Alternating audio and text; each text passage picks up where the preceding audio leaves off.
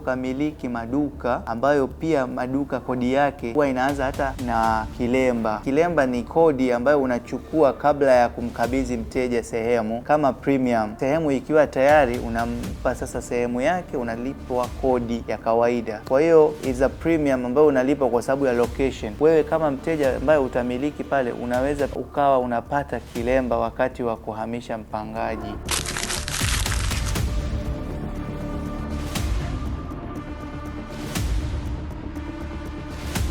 Uwekezaji. Lakini pia installments ya kila mwezi ni nzuri kwa mfanyakazi ambaye ameajiriwa, analipwa mshahara.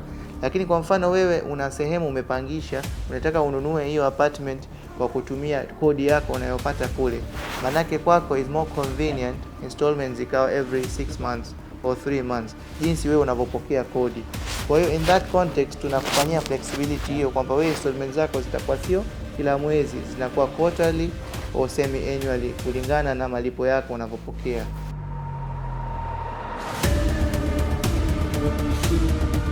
Uhakika.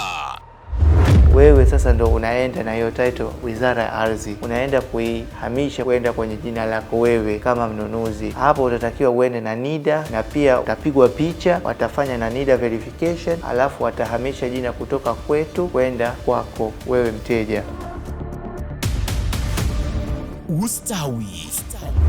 Kwa sasa hivi kwa Dar es Salaam ardhi imeshakuwa adimu, hasa kwa upande wa mjini Kariakoo, Masaki. Kupata piece of land is very hard. So to buy land or to get into that industry, he needs to be a multi-billionaire to own the title. So we have come up with a solution. Hapa ndipo maarifa yanapokutana na fursa. Hapa ndipo safari ya kumiliki mali inaanza.